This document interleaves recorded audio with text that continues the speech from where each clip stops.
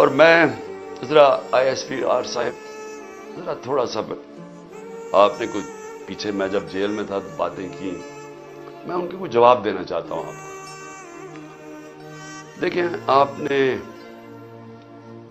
ایسی باتیں کی کہ سب سے پہلے کہا جی میں دوگلا ہوں، کہ میں ایک طرف کہتا ہوں فوج میری ہے اور دوسری طرف میں اس کی تنقید کرتا ہوں یا جو بھی برا بھلا کہتا ہوں۔ آپ نے کہا کبھی فوج کو دشمن نے اتنا نقصان نہیں پہنچایا جتنے میں نے پہنچایا۔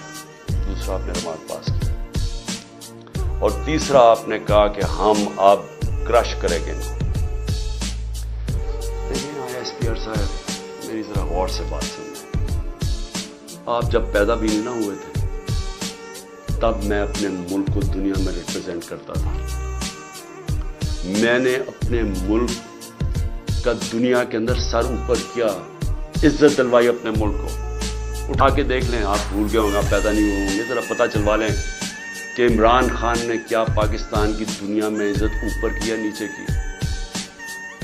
اور آپ کو یہ پتہ ہونا چاہیے کہ جب وار آن ٹیرر ہوئی اور جو پاکستان کی مٹی پلیت ہوئی دنیا میں کہ ہمارا گیا جی فوج دوگلی ہے، کیونکہ تب مشرف کا مارشل لاء تھا، یہ ہمارے سے جھوٹ بولتی ہے، کرتی کچھ ہے، کہتی کچھ ہے، ڈالرز ہمارے سے لیتی ہے اور دوگلی گیم کھیلتی ہے۔ ڈبل گیم، دوگلا تب نام استعمال ہوتا تھا، پاکستان کو ورڈ ہی دوگلا استعمال کرتے تھے، ڈبل گیم کا نام کرتے تھے۔ ذرا انٹرنیشنل میڈیا دیکھیں، کس نے اپنی فوج کو سب سے زیادہ جس کی حفاظت کی، کس نے اپنی فوج کے ساتھ انٹرنیشنل میڈیا پہ کھڑا ہوا؟ جب اسامہ بن لادن، جب وہ ایبٹ آباد میں جو وہ حادثہ ہوا، آپ کو پتہ ہے بیرون ملک پاکستانیوں کے اوپر جو گزری آپ اندازہ نہیں لگا سکتے۔ انہوں نے کہا ہمارے سے پیسے لے رہے ہیں اور اسی کو اپنے اکیڈمی کے پاس ایبٹ آباد میں پالا ہوا ہے۔ جو ہمیں ذلت ملی تب کون بولا آپ کے لیے؟ یہاں تو کوئی سانپ سونگ گیا تھا، یہاں تو آرمی چیف کے منہ سے چون نہیں نکل رہی تھی، یہاں تو کوئی بولتا ہی نہیں تھا، نہ پرائم منسٹر تب وہ گیلانی تھا نہ زرداری۔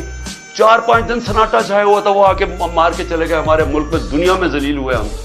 میں بولا تھا، میں ساری جگہ اپنی فوج کو ڈیفینڈ کیا ہے۔ میرے 3.5 سال میں دیکھیں کہ پاکستان فوج کا امیج اوپر تھا یا نیچے تھا؟ ذرا اٹھا کے دیکھیں، آپ کے سامنے وہ ہے، کیا فوج کا امیج اوپر گیا یا نیچے گیا؟ فوج کو لوگ پسند کرتے تھے۔ جب ایک آرمی چیف نے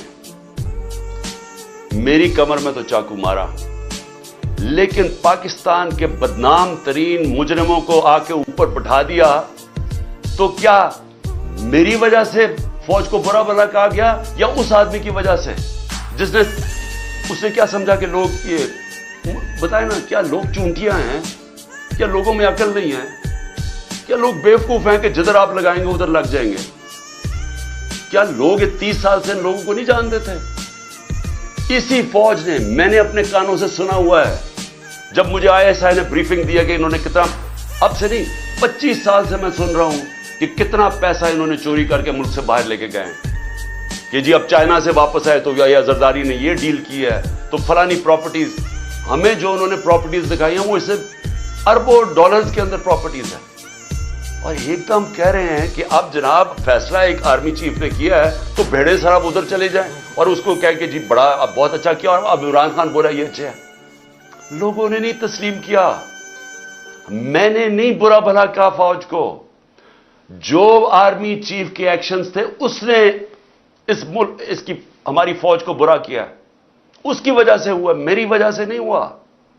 مجھے گولیاں لگی ہیں، مجھے پتہ ہے کس نے کون ذمہ دار ہے۔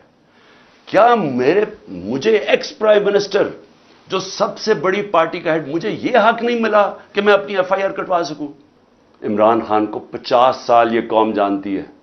اس قوم کی تاریخ میں اگر کسی ایک آدمی کو اس قوم نے سب سے زیادہ پیسہ دیا ہے، جو سب سے زیادہ خیراتی کام، وہ عمران خان کر رہا ہے۔ اور وہ کیوں دیتے ہیں؟ کیونکہ انہیں پتہ ہے کہ وہ دیانتدار آدمی ہے، وہ چوری نہیں کرتا پیسے، وہ سچ بولتا ہے۔ عدالت کے اندر جب میرا کیس لگا فلیٹ کا، عدالت نے، سپریم کورٹ نے کہا صادق اور امین ہے۔ آپ کو کس نے اجازت دی ہے کہ یہ کہنا جی جھوٹ بول رہا ہے یا دوگلا ہے؟ اس کے علاوہ میں آخر میں، کیونکہ میں اپنے آپ کو کنٹرول کر رہا ہوں کیونکہ مجھے بڑا غصہ ہے اس چیز کے اوپر کہ اس طرح کے الزام لگانے، اور آپ کو پتہ ہی نہیں آپ بات کیا کر رہے ہیں، اور اس آدمی پہ لگا رہے ہیں جس کو ہمیشہ وہ چاہتا ہے کہ اس کی فوج مضبوط ہو. اور میں آپ کو یہ بتاؤں، میں ڈرامے نہیں کر رہا، کیونکہ میرے پیسے ملک سے باہر نہیں پڑے ہوئے. میں نے بھاگ کے، میرے اوپر 145 کیسز سے ملک چھوڑ کے باہر نہیں بھاگا. میں نے یہ نہیں کہا کہ مجھے ای سی ایل پہ نہ ڈالنا، میں ڈالو مجھے ای سی ایل پہ، میں جانا ہی نہیں چاہتا ملک سے باہر. اور میں یہ آپ کو دوسری بات بتا دوں، وہ لوگ جن کے پیسے باہر پڑے ہیں، جن کے ساتھ آج ہماری اسٹیبلشمنٹ کھڑی ہے، جن کا سٹیک ہی پاکستان میں نہیں، اب جب روپیہ 300 کراس کر گیا ڈالر، تو ان کو کیا فائدہ، نقصان ہوا ہے؟ ان کی تو دولت ڈالرز میں پڑی ہوئی ہے، ان کو تو فرق ہی نہیں پڑا. لیکن سارا تنخواہ دار طبقہ، پولیس، سرکاری نوکر، ہمارے فوجی، ساروں کو آج ان کے گھروں میں پوچھیں کہ ان کے اوپر کیا حالات ہیں.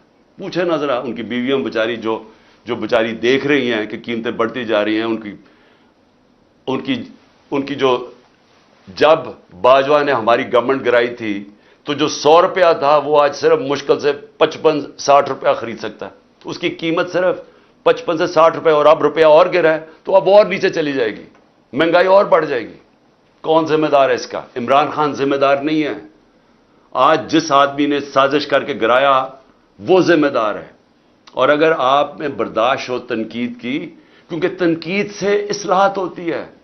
آپ ایک معاشرے سے، ادارے سے، ایک انسان، آپ تنقید ختم کر دیں وہ مر جاتا ہے. سوویت یونین کیوں ٹوٹی؟ کیونکہ وہاں تنقید